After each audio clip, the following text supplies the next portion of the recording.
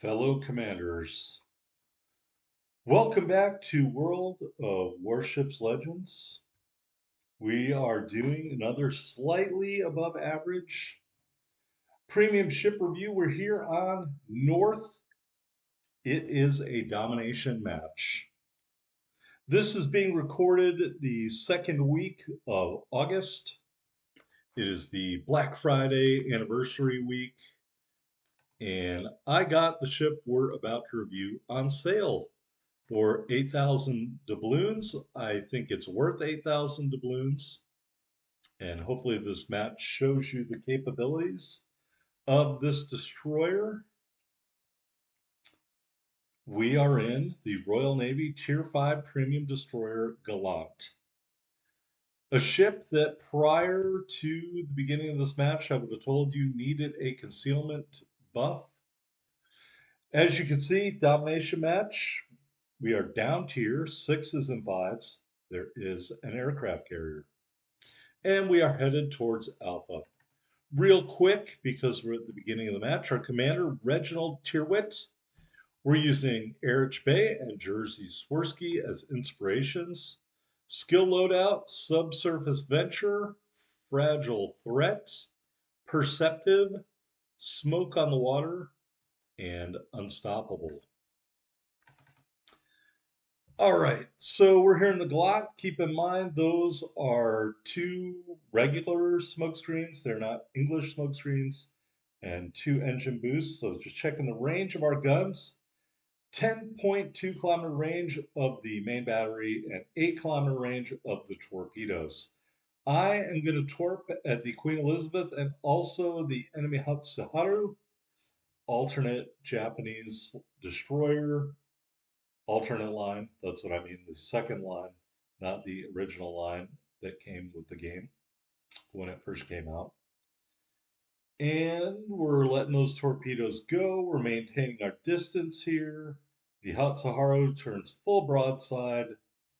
Really not recommended. He is dodging aircraft carrier planes, but he does not dodge our torpedo. We shoot at him, he turns away and goes dark. We get a second torpedo strike on the Queen Elizabeth and a third torpedo strike on the enemy Warspite.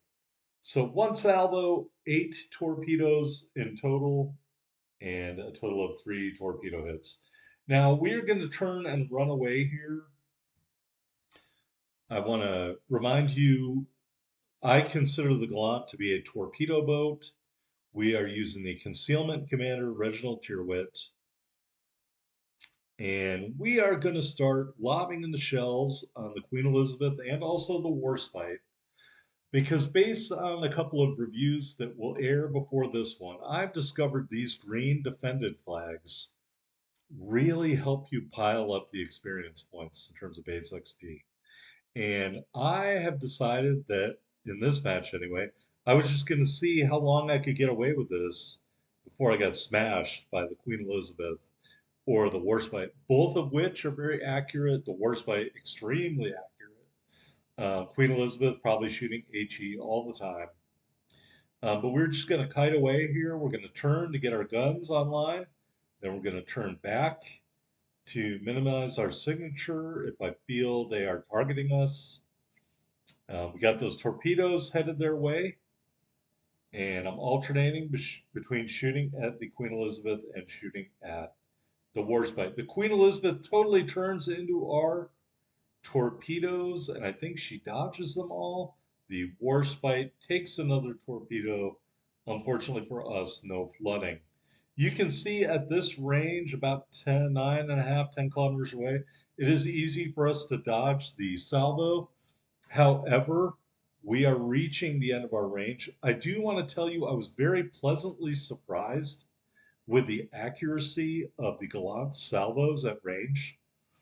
We are really just piling up these defendant flags.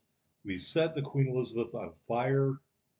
The Warspite is out of our range, period, the end. And the Queen Elizabeth is out of range as well. Although, maybe coming back into it, I was thinking about torping at the Warspite. It gets crushed hard from off screen, and the war fight will soon be no more. So I am making a U-turn. I'm going to shoot some torpedoes at the Queen Elizabeth and continue to engage her. Want to set her on fire. I'm hoping that someone else starts shooting at her and distracts her away from me. Set her on fire again. And basically, we are just going to harass her while we are doing this.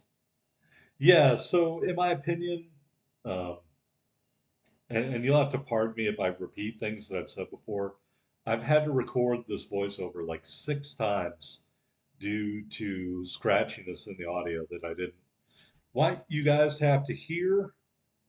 So I'll apologize if I repeat myself like I did just there. We do get another torpedo strike on the Queen Elizabeth and start that flood. But among the Tier 5 premium destroyers in the game right now, I would consider the Italian Tier 5, the Leone or the Leone, to be the worst. And quite frankly, the Gallant, in my opinion, is not far behind. But I was really surprised with how accurate the main battery was, pleasantly surprised. And I've watched a fair amount of reviews of this ship, and no one really mentioned it that I can remember. I'm not saying that they didn't do a proper review. I'm just saying I don't remember hearing anyone talk about it. Also on the screen, you can see there we've lost one of our AA mounts. That means our AA rating is 1. So as we continue to bombard the Queen Elizabeth with HE and torpedoes, and we're going to smoke up and turn away here because she's aiming at us now. We're just going to remind ourselves to check later on in the match and see if the worst AA in the game, which is the Gallant, AA rating of 2. Now I know the Arkansas has 0 AA. It doesn't have an AA rating because it doesn't have any anti-aircraft. However, the Gallant does, but its AA is 2, and it's now 1 because one of the mounts is knocked out right there on the screen. So we'll see if a destroyer with an AA rating of 1 can shoot down an airplane. All right, table that for later discussion.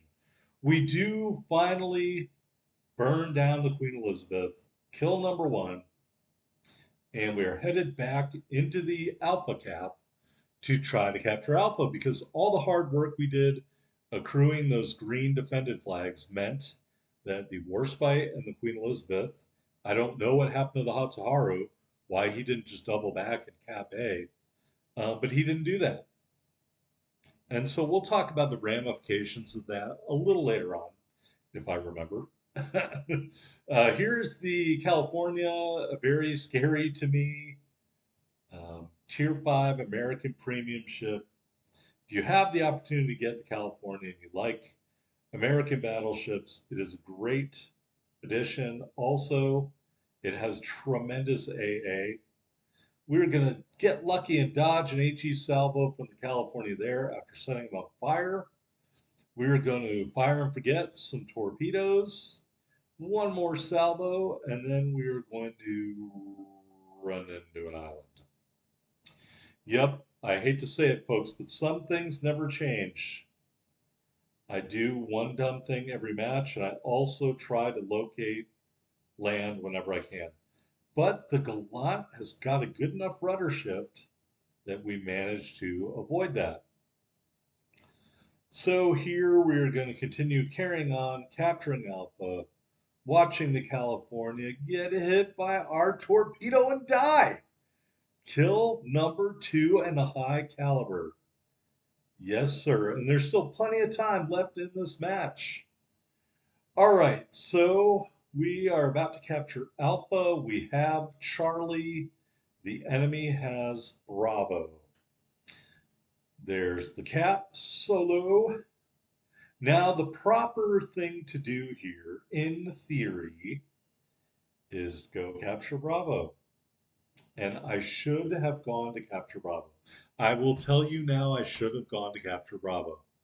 But because the enemy Hatsuharu did not circle back into Alpha and capture Alpha after the Queen Elizabeth and the Warspite drove us away from Alpha, that's going to come back to haunt their team. And that is what's going to give me the great idea to not capture Bravo. Now, one of their destroyers, don't know where they are. Maybe that Hot Sahara we talked about has been dead already.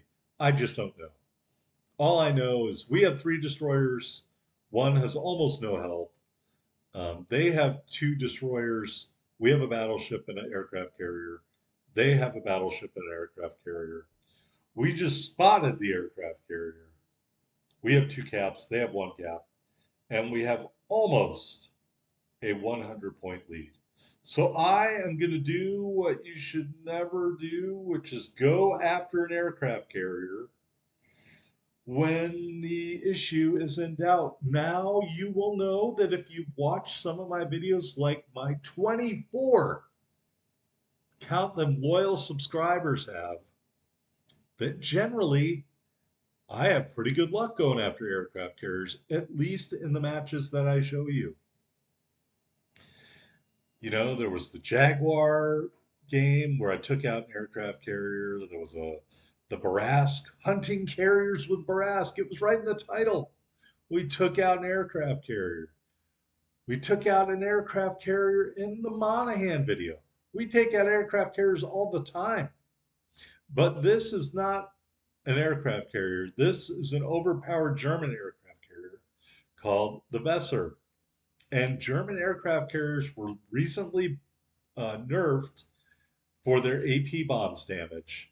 And you are going to see something really embarrassing here. Now, keep in mind, my speed boost is active, and we are having to dodge airplanes, torpedo bombers, stuff like that. But we're not going to have a whole lot of luck catching up to this aircraft carrier. And so either that thing's really fast or this thing's really slow or both. We are maneuverable though. We will dodge that torpedo without really trying very hard. We were zooming in and trying to aim our shots instead. And we are continuing to pepper the Weser, but his secondary guns are tearing it up. So if you're in a destroyer like this, I would advise you to not get within spotting range of the aircraft carrier because he is just tearing me up with the secondary guns. Now we've gone kind of quasi broadside here a little bit, trying to get torps off.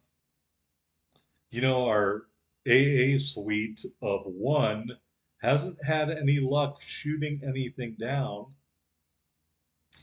And we set them on fire. And here I'm just trying to dipsy-do around, try to get my torpedoes lined up. That's not going to work. Continue to shoot. Got an eye on these torpedo bombers. I am going to, go through the split here. But the Weser is pulling away from us. We don't have a speed boost anymore. And here is where I really messed up. I should have been more concerned about the aircraft coming in after me. And I just thought, oh, I'll be able to dodge this. And that movement right there is the end. Because I can't rudder shift back in time. And I get killed by the aircraft carrier. And our one AA mount did not shoot down any airplanes. So this ship has bad AA. All right, our damage accrual has ended. The game is fast forwarded to the end. We did win the game because they didn't capture Alpha. All right, here is the victory screen. 125,460 total damage. High caliber. We had 126 main battery hits. 6 torpedo strikes, those 2 big kills, and look at the defended flags. 20 defended flags. Don't let anybody tell you that's not a great way to rack up points. Over 350,000 silver, over 6,000 ship XP, and commander XP. And here is the scoreboard. There we are at the top, 3144 base XP. And folks, if I had captured Bravo, I feel confident we would have had over 3250 base XP. would have been able to unlock that hard mode and rack up some more steel. I messed up. I should have gone to Capture Bravo. That is the Gallant. I hope you enjoyed the video. If you did, hit that like button. Don't forget to subscribe for more slightly above average World of Warships Legends ship reviews where you learn the truth.